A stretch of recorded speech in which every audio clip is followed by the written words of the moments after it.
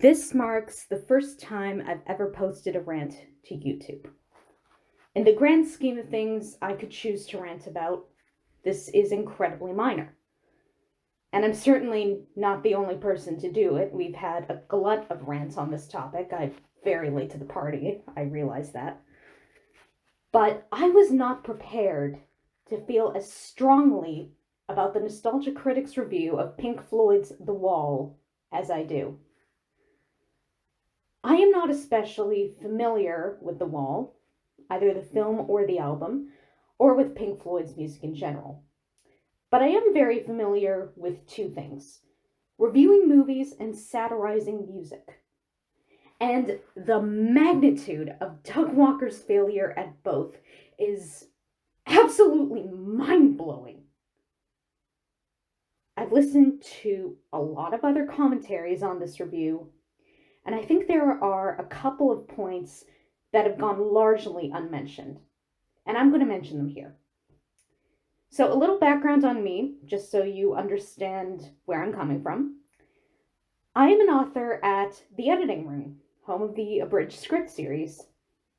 There's a link in the video description if you want to check out my scripts. You'll find I've written a lot of musical scripts, and they all have multiple song parodies. I'm not claiming to be a superb lyricist by any means. I'm no Weird Al. I'm never going to be.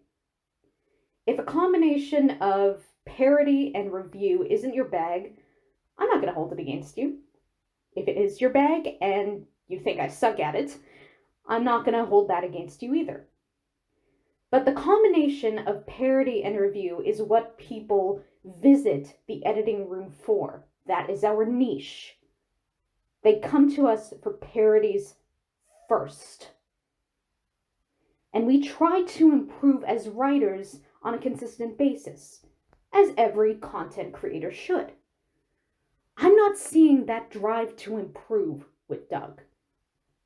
I'm seeing a man refusing to listen to criticism or advice and pursuing an end that has blown up in his face more than once. People keep watching his reviews, hoping for more review than parody, if not 100% review. That's how he first got famous, by sitting in front of a white wall and ripping on a film. But his videos since about 2013 have been much more sketch-based than review-based, and they've become even more so in the past 2 or 3 years. Now, I understand that copyright issues with the number and the length of movie clips he used to include are partly to blame for that. But he's not the only creator facing that kind of challenge. Red Letter Media probably faces the same kind of challenge, and they're still critics first. Their comedy comes mostly from the interplay of the regular hosts talking about the movie. Yeah, they dip here and there into animation and costumes and slapstick, but you can always watch one of their videos expecting a review and get one. But Doug wants to be a comedian more than he wants to be a critic. We saw that with Demo Reel, and we're seeing it now with his latter period videos. He is not ignorant of everyone saying he's not as funny as he thinks he is. He just doesn't care. Maybe his co-stars blow enough smoke up his ass that he can still believe he really is that funny. There was a time when his jokes landed, even some of the skits. I still enjoy a couple of the skits in his Matrix reviews, even if they're not at all necessary. But his review of The Wall represents regression on every level. As a critic, as a comedian, as an actor, as a filmmaker, and definitely as a songwriter. I don't know why he's not working with Brental Floss these days, but I suspect Brent was the only reason the songs in the Moulin Rouge and Les Mis videos worked even a little. And I expect it was much the same case with his Phantom review when Beth, who actually has a musical theater background, was involved in the writing. But this is Doug on his own, with musical support from Rob Scallon, who is a great instrumentalist. I don't know how involved Scallon was in the lyrics, but it doesn't sound like those lyrics were written by anyone who knew what they were doing. So, what makes them that way? A lot of people have ripped on the lyrics, mostly for their content because Doug does not seem to know what these songs are for. But there are also serious problems with his technique as a lyricist. One thing I haven't seen anyone point out is that his scansion is non-existent. Maybe you've heard someone say, these lyrics don't scan.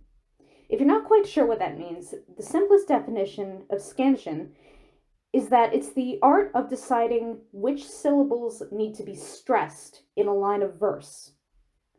There are so many lines in this review where the rhythm of Doug's vocals just sounds off, like a bad text-to-speech program.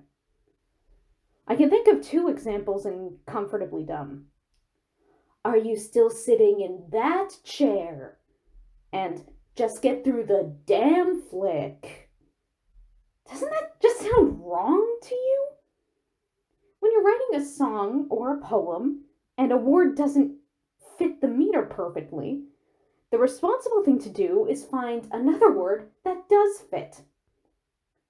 Lines like this feel like Doug dashed them off in one draft, or even improvised them, and they decided to let it go into the final cut without recommending any changes. Or he ignored anyone who did. Maybe he's got a bit of a Lucas problem. So that's one point about the songs. Here's another. They carry on way, way too long. When I write song parodies for a script, I usually keep them down to 1 verse and 1 chorus. That's something Doug might have considered doing if he thought the source songs were long and boring. But he's rephrasing that one point over and over again for the entire length of multiple source songs. Self-awareness, Doug. Pass it on. Which brings me to my 3rd point. This is long and boring is not a strong enough premise for 1 song parody, let alone several. Just look at the titles of the tracks on this album. Is There Anybody Who Cares? Comfortably Dumb. Waiting for the Point. Bring the Runtime Down. If you're going to spoof all of these songs separately, you need to have separate criticisms for each of them. Each parody should highlight some aspect of the movie separately from the others. If you don't do that, you will make your review as a whole long and boring. I should not have to explain this to you, Doug.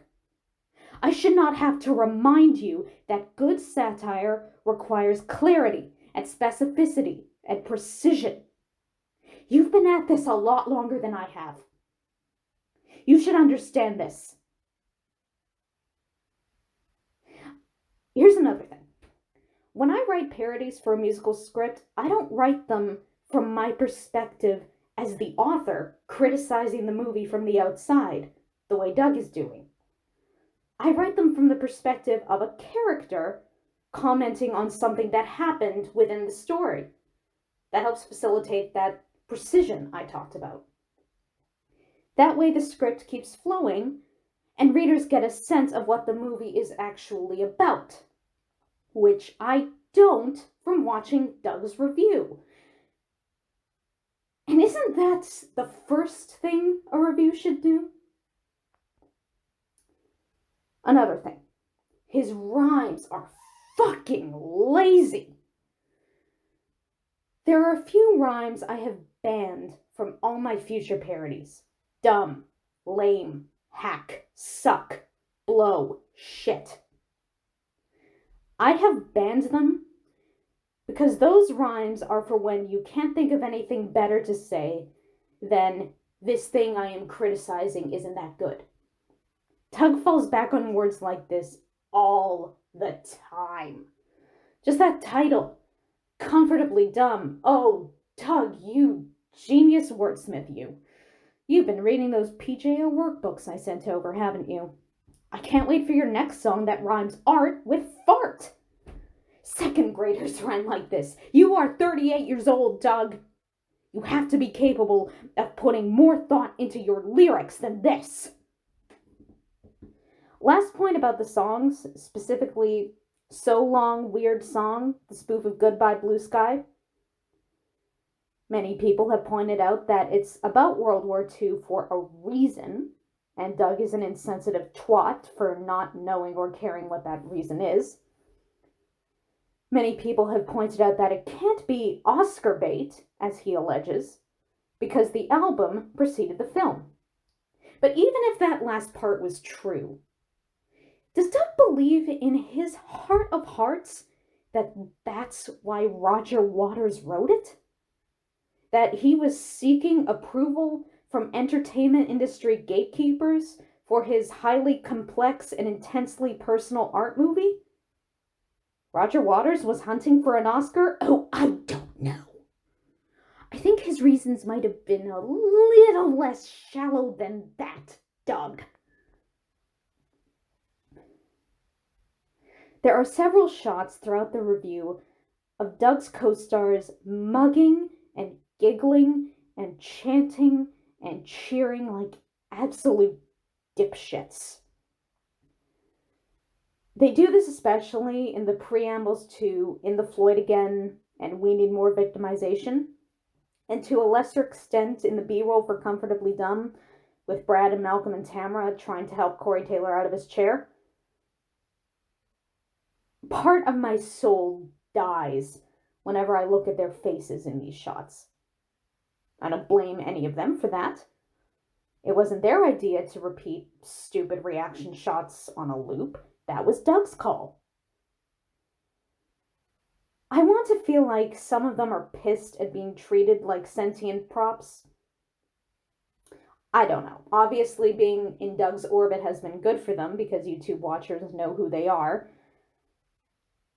I don't know if any of them will ever leave Doug's orbit or if they'll want to, but I have to imagine they have more potential as critics or performers than they're being allowed to use. We all know that Doug is a shitty director who has no idea what he's doing. We've watched his movies. Some. But never has the payoff of his shitty direction been this painful. And he has the audacity to compare Pink Floyd's portrayal of high school to one of those 90s commercials where the adults wear gaudy costumes and mug into a fisheye lens. Doug's style is much more similar to those commercials than he's willing to admit. It's just grating. On the topic of shitty direction, there are so many basic errors that film students learn to avoid in their first week. Some people have pointed out that he's apparently forgotten how to white balance. They pointed out the awful green screen and the awful vocal mixing. That's all valid. But there's one particular shot I want to bring up. It's in the very first scene, where they're attempting an up-to-down tilt shot of Corey Taylor in his chair. You can tell immediately from the way the frame is jittering that someone is trying to pull off a handheld tilt shot. Why the fuck would you do that? Why wouldn't you use a tripod? I'm going to be generous and assume you know what a tripod is and what it's for, Doug, so why didn't you use one? Was that your attempt at being artistic? Because it doesn't look artistic, it just looks incompetent. I think the default is to compare it to Tommy Wiseau, but it's worse than that. It's not Tommy Wiseau bad, it's James Wen bad. And it takes some effort. After 12 years in character, and a shit ton of crowdfunding, and a studio all your own, to fuck up something as simple as an up-to-down tilt shot. One more thing. The Fenna characters. They spend their entire cover of the trial complaining that the creatures in the movie aren't developed enough. I don't know if it's Fenna himself making that argument, or if that's what Doug told him to say. Either way, first of all, it's complete bullshit. My understanding is that the creatures in the movie are meant to represent characters who are developed in the live action scenes. And second of all, it's massively hypocritical. All of Fenna's characters come from a web series called Satellite City. I've never seen it. I don't know how popular it is. But these creatures are only developed within the context of Satellite City. If you come into Doug's review never having heard of Fenna, you won't know what the fuck these are. You'll think you just slipped into a particularly nasty NyQuil dream. They don't belong here. They belong in Satellite City, where viewers know who and what they are. You know what would have made a tiny bit more sense? If Fenna created animated versions of Doug's stupid fucking characters. Devil Boner, Hyper Fangirl, Black Willy Wonka, Santa Christ, all of them would have been better fits. I hope Fenna and Rob Scallon were at least well compensated for their services. Unless they agree with everything Doug is saying, and if they do, I hope they immediately donated their payments to the Humane Society. At least then some good would come from this. I can think of two ex-Channel Awesome personalities who could have handled the wall a lot better. Kyle and Todd. They could have collaborated. Todd could have done piano versions of all the songs, Kyle could have sung them. It probably would have been fantastic. I know that because I've seen Kyle do something similar with David Bowie's The Man Who Fell to Earth. He's disavowed it since. I don't think he should. It was great. If either Kyle or Todd was planning to review The Wall, they can't now, because nobody will be able to assess their reviews on their own merits. They will assess their reviews as counters to Doug's review, as reactions to Doug's review. Both Kyle and Todd have managed to escape his shadow and produce quality videos on their own terms. Even tweeting about The Wall now would be a step back from that. It would drag them right back into the Doug discourse. And I don't think either one of them wants that.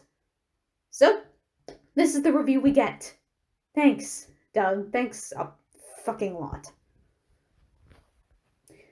I watched Mr. Matoker's Channel Awesome retrospectives, and I remember when he said that the difference between Doug and other creators, specifically Spoonie and Angry Joe, is that he values his audience.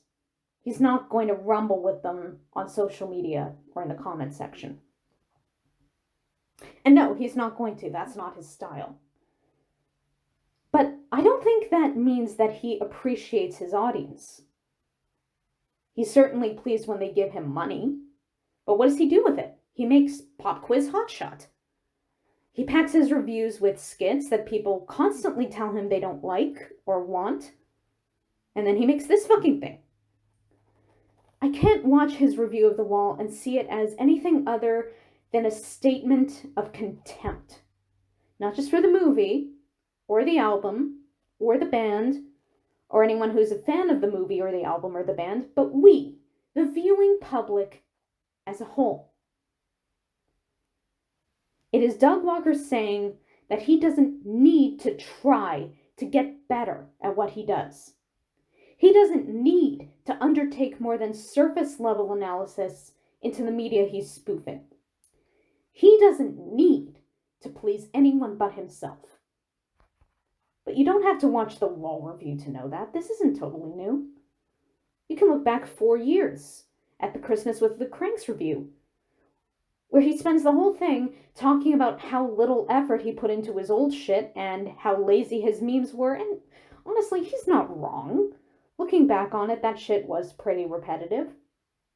But then he goes on to say, I put so much more production into it now. Why don't you assholes love it? Because you suck at it, Doug. Your skits aren't funny, your graphics are hideous, your cinematography is half-assed at best, and you force your actors to play to the back of the room as much as you and more. It doesn't matter how much more money you spend to make your videos if it doesn't pay off for the viewer. But I hope you're happy with it, Doug. I really do. That was the thesis statement of the Christmas with the Cranks review. Go easy on yourself for breaking with tradition. Do what makes you happy. Forget that YouTube is a two-way platform as long as it's meaningful to you. I just realized, does Doug think there's a wall between himself and his audience?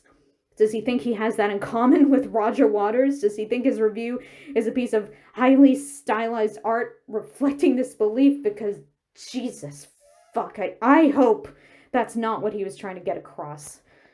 That is self-indulgence on a whole other level. Oh my God. I really hope not.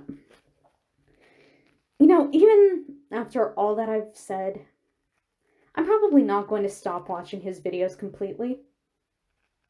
I don't subscribe anymore, but if he covers a movie I have a lot of thoughts on, I might click over to find out what his thoughts are, assuming he's willing to tell us. I may go back and watch some of his old stuff every now and again. And that's the thing. Everyone who checked out his review of The Wall to see if it was really that bad contributed to his stats. Everyone who made a reaction video contributed to his buzz. He's gotten a lot of hate for this review, mostly from people who used to love him. But even if we don't anymore, we're still engaging with him. And that keeps him making money. And that keeps him making videos. It may be the case that the only way to force him to change is to turn our backs on him altogether, because it's pretty clear he's not going to change for his own sake. Until then, I, like many others, feel compelled to say publicly that the Nostalgia Critic's The Wall is the worst review on YouTube. It sucks in every way that it is possible for a review to suck. And even if I keep engaging with Doug, I cannot imagine ever taking him seriously again. We don't need Nostalgia Critic. Hey, Walker, leave these films alone.